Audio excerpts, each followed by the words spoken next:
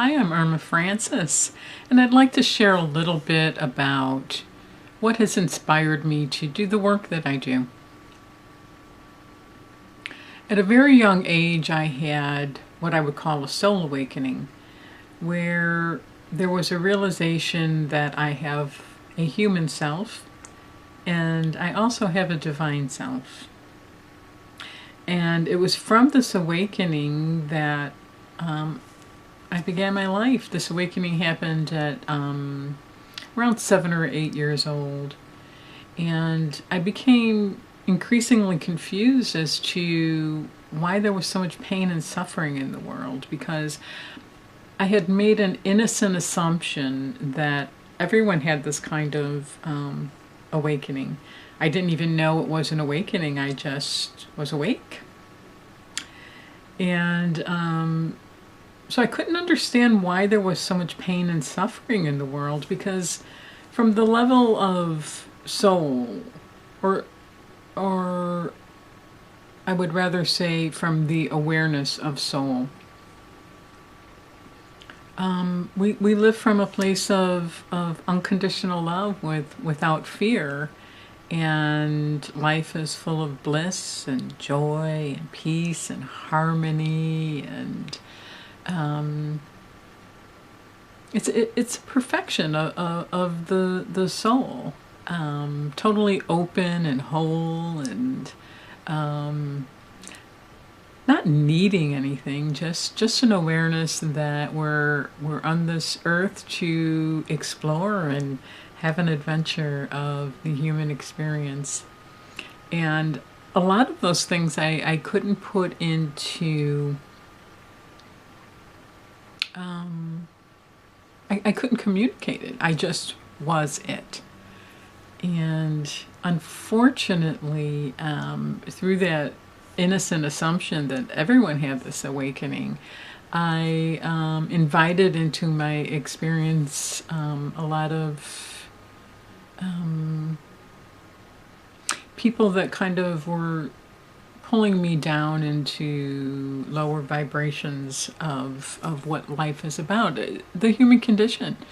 And it's nobody's fault. It's most people develop a kind of soul amnesia, and they forget their divine nature, and they lose a connection to that higher awareness that just leads us gracefully and blissfully through life. So once I started discovering the limitations of mass consciousness, I really didn't know what to do. I really felt like I wasn't fitting into what was seen as normal and what was expected of me, that I fit into some kind of status quo of my family and society, and whatever system I would find myself in, whether family, school system, of course, when I became an adult, my work life. And I just never gave up on finding a way to return to that soul awareness and live from that soul awareness. And eventually, after fulfilling all the expectations of adulthood, I finally had the courage to take the needed steps to return to that place of beingness, that unconditional love and beingness of soul awareness. And it's not about consuming or controlling or having agendas. It's about being open and receiving and giving love. And there's nothing higher really on this earth. And that doesn't diminish the human experience of, our five senses and having this beautiful, wonderful human experience. But when you disconnect from what I would call absolute truth, because we get so lost and absorbed into relative truth of life, of the human experience,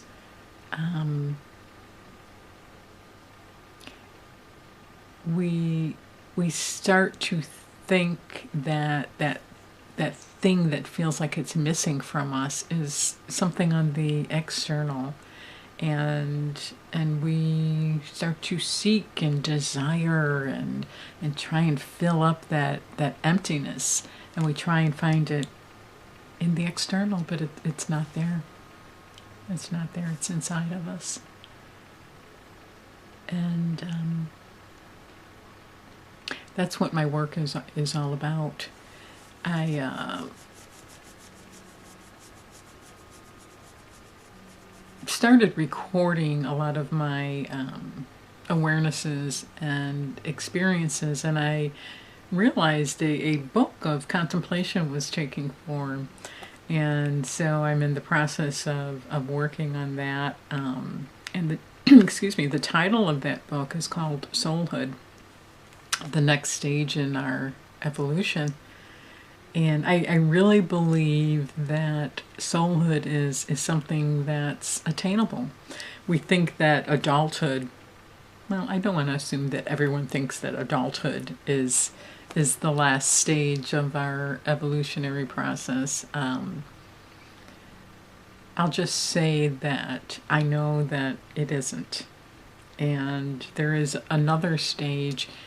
If throughout your life you haven't found a way to wake up to your soul and connect to that soul awareness, which a lot of us don't, because we do feel a need to fulfill all those expectations of adulthood. But what happened for me is when my sons were grown and off on their own, and I had left a job at a pharmaceutical company, I finally had the courage to take the needed steps to return to that soul awareness. And I would say one of the biggest steps in that return to that unconditional love and beingness is forgiveness. It's forgiving ourselves and others for not knowing what we were doing. Because when we forget that connection to what I would call God, that higher source, we can do really hurtful things to each other and to ourselves. I think one of the best definitions I've heard of forgiveness is accepting that we can't change what happened.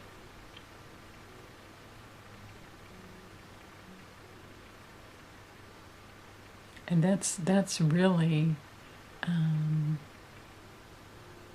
what awakens us or reawakens us to what is right now. And that's all we really have is right now. And we can spend this right now moment in regret and resentment and holding on to the past, anticipating the future, what's going to happen.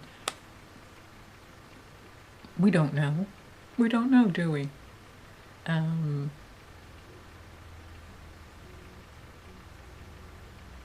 There's such a great peace that comes with the acceptance of what is. And sometimes it can be hard to get to that place and to stay in that place, because when something happens that makes us uncomfortable in some kind of way, or we have a tendency to become victims or feel like a victim of something happening to us. But as long as we can align ourselves with the truth of the only thing I really have control over is my own thoughts, feelings, and actions. And that's very empowering. It's very empowering. And from this place of being present in this moment, unless something's coming at you in some way trying to cause you harm, which there are those things in this life, but are they happening right now?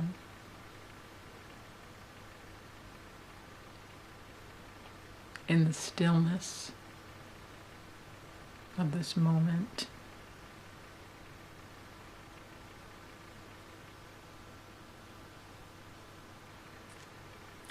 we have love, we have peace, we have harmony, and we have presence.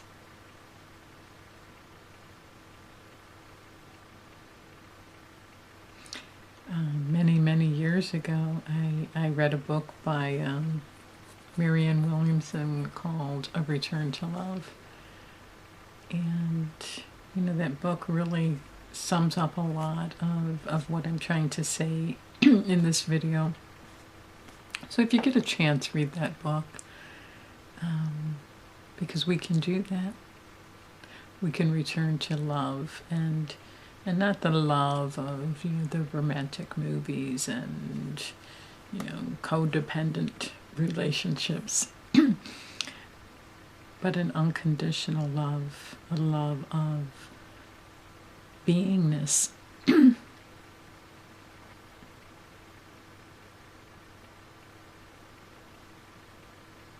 Well, we're not trying to make anything happen. We're honoring ourselves, and we're honoring the people that cross our paths.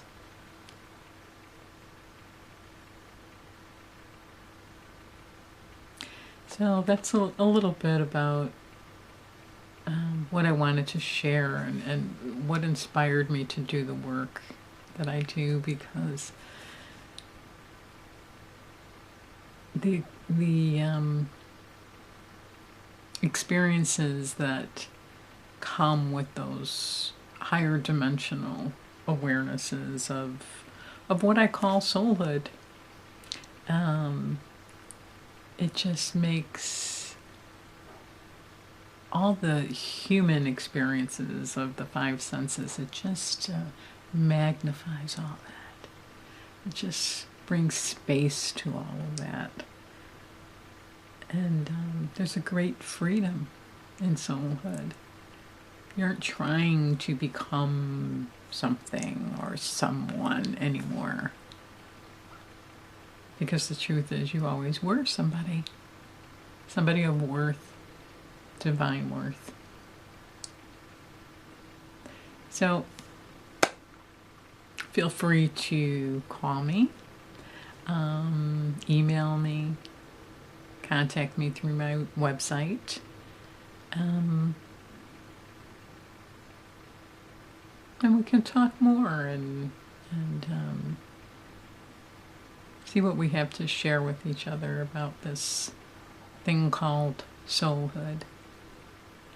So, in the meantime, may you live in the comfort and the light and the love of grace.